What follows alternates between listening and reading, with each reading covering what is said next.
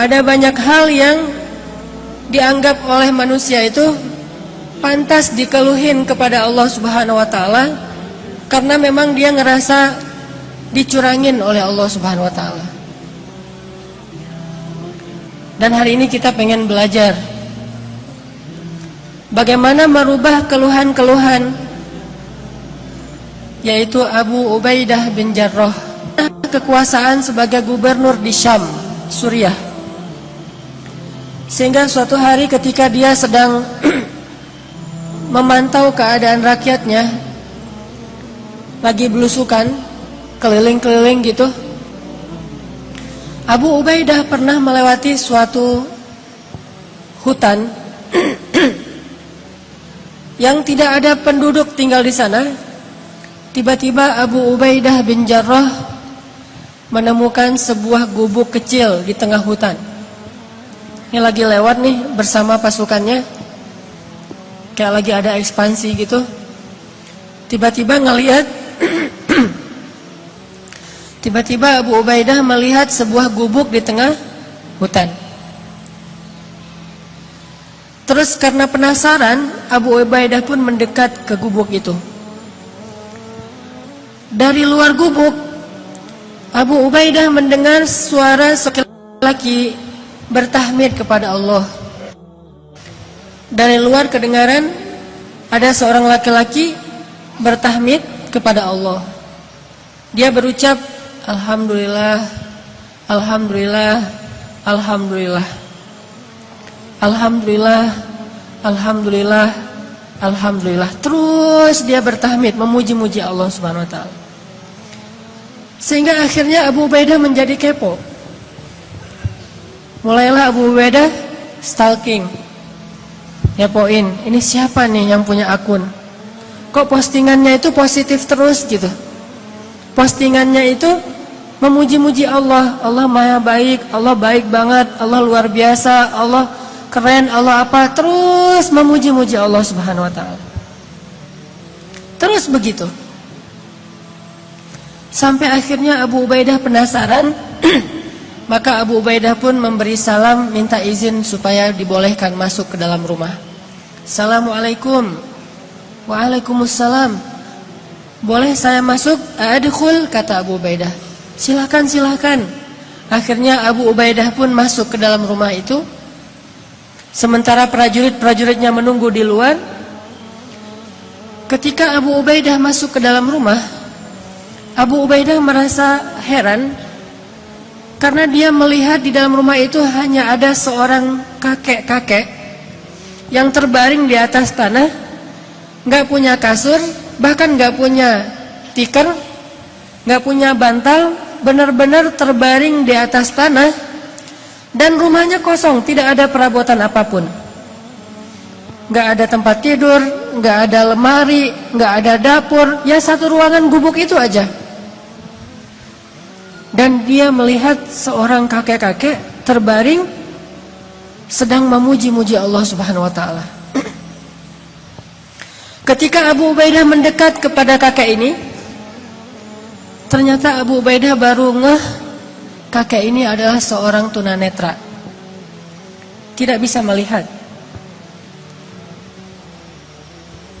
Lalu dia melihat kaki kakek ini dalam keadaan lumpuh, tidak bergerak. Usianya sudah sangat tua, matanya buta, tubuhnya lumpuh. Yang bergerak dari tubuhnya cuma bibir saja sambil berucap Alhamdulillah, Alhamdulillah, Alhamdulillah. Abu Ubaidah pun duduk di sisi kakek ini. Kemudian Abu Ubaidah bertanya, Ya Abdullah, Ya Syekh, Kek, dengan siapa kakek tinggal di sini? Kakek itu menjawab, saya tinggal di sini dengan anak saya. Tadinya saya punya keluarga besar. Saya punya istri, punya beberapa orang anak. Tapi istri saya sudah meninggal, anak-anak saya sudah meninggal, cuma tinggal satu orang. Terus kakek kenapa tidur di sini? Kata kakek itu, saya lumpuh dan saya tidak bisa melihat. Tapi Allah maha baik, kata kakek ini. Abu Ubaidah makin penasaran.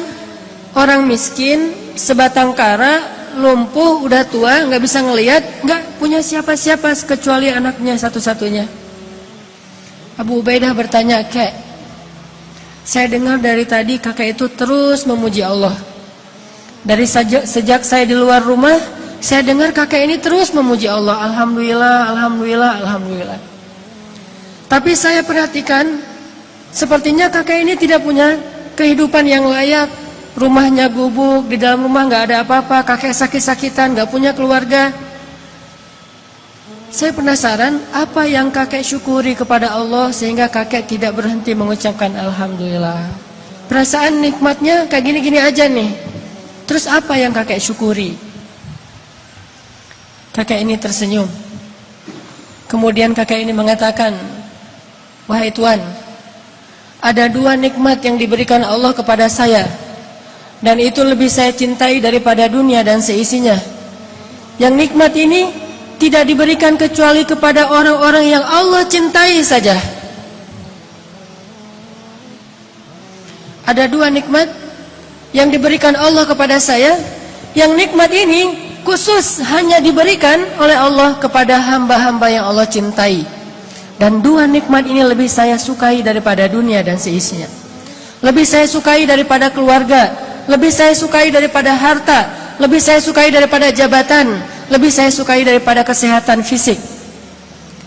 Karena 2 nikmat ini hanya Allah berikan kepada orang yang Allah cintai. Akhirnya Abu Ubaidah bertanya, "Ya Syekh, Kek, apa 2 nikmat yang Allah berikan kepada kakek yang tidak diberikan kepada sembarangan orang, hanya diberikan kepada orang-orang yang Allah cintai?"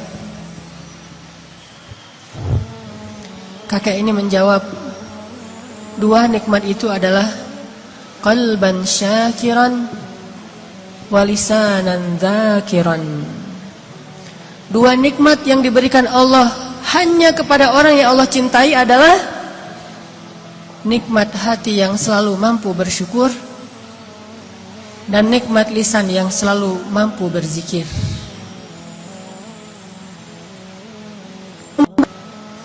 Bukankah kita banyak melihat orang kafir yang sehat walafiat? Bukankah kita banyak melihat orang kafir yang keliling dunia sukses secara bisnis? Produk-produknya ada di seluruh dunia. Bukankah kita melihat orang kafir itu sukses dalam karir-karirnya? Allah berikan nikmat itu kepada orang mukmin dan kepada yang tidak mukmin sekalipun. Karena nikmat itu nikmat murah, Allah berikan kepada siapa saja. Sehingga itu bukan ciri bahwa seseorang itu dicintai oleh Allah. Sehingga kita menilai diri kita menjadi orang yang kurang beruntung karena kita tidak diberikan nikmat yang Allah berikan kepada orang kafir. Sehingga kita menjadi orang yang kurang beruntung karena harta kita sedikit, dan orang kafir lebih beruntung karena hartanya berlimpah. Makanya saya bilang di awal, pasti dia gak kenal Allah subhanahu wa ta'ala. Dia gak ngerti Allah subhanahu wa ta'ala. Seandainya dia mengerti, maka dia akan bersyukur kepada Allah dan tidak akan berhenti untuk memuji Allah subhanahu wa ta'ala. Yaitu nikmat qalban syakiran. Kalau hati kita mulai merasa tidak puas dengan nikmat Allah subhanahu wa ta'ala, kalau hati kita mulai mengeluh terhadap ketentuan Allah subhanahu wa ta'ala, saat itulah kita harusnya banyak-banyak minta ampun kepada Allah. Allah memberikan hidup kita dengan fasilitas yang banyak, tapi kalau Allah cabut nikmat qalban syakiran, dia akan jadi orang yang sengsara. Allah kasih harta yang banyak, Allah kasih qalban syakiran, hati mengeluh karena dia tidak diberikan qalban syakiran, walaupun diberikan semua nikmat dunia. Makanya kakek ini mengatakan, saya mendapatkan 2 nikmat yang Allah tidak berikan kepada siapapun kecuali kepada kekasihnya, yaitu nikmat qalban syakiran. Saya selalu bersyukur, saya selalu merasa bahagia, saya selalu merasa cukup. Walisanan dzakiran, dan lisan saya dibimbing dengan hati yang bersyukur itu untuk selalu berzikir, memuji Allah Subhanahu wa taala. Sedangkan hati yang tidak bersyukur akan membimbing lisannya untuk mengeluh, akan membimbing lisannya untuk mengutuk, akan membimbing lisannya untuk menyalahkan diri sendiri ataupun orang lain. Jasadu kulluh wa idza fasadat fasada jasadu kulluh. Hati itu kalau benar, maka seluruh anggota organ tubuhnya akan benar termasuk lisan. Kalau hatinya rusak, maka seluruh organ tubuhnya termasuk lisan juga akan menjadi rusak. Teman-teman yang dirahmati Allah, tuh kan Al-Ghani, Al-Khafi, At-Taqi. 4 orang ini kalau ada pada 4 karakter ini kalau ada pada diri seseorang, sa'idun, orang yang paling bahagia.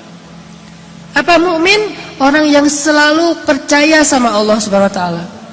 Orang yang kalau dikatakan la tahzan, innallaha ma'ana, maka selesai sudah masalah dia. Abu Bakar pernah khawatir ketika sedang bersembunyi di dalam Gua Thur bersama Rasulullah. Kemudian dikejar oleh musuh-musuhnya, ingin membunuh mereka, ingin menangkap mereka.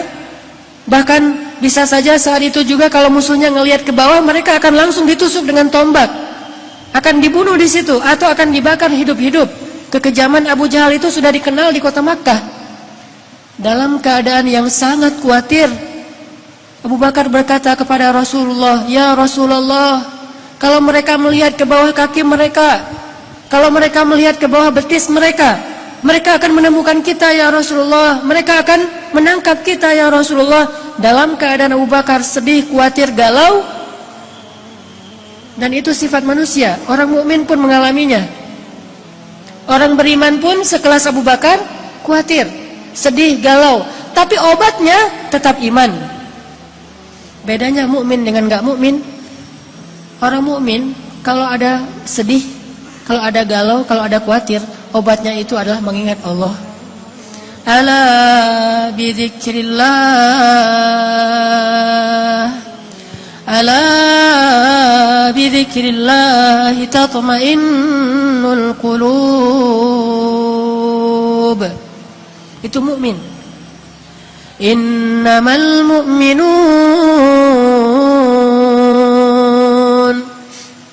innamal mu'minuna alladhina idza dzukirallahu wajilat qulubuhum wa idza tuliyat 'alaihim ayatuhu zadatuhum imana wa 'ala rabbihim yatawakkalun.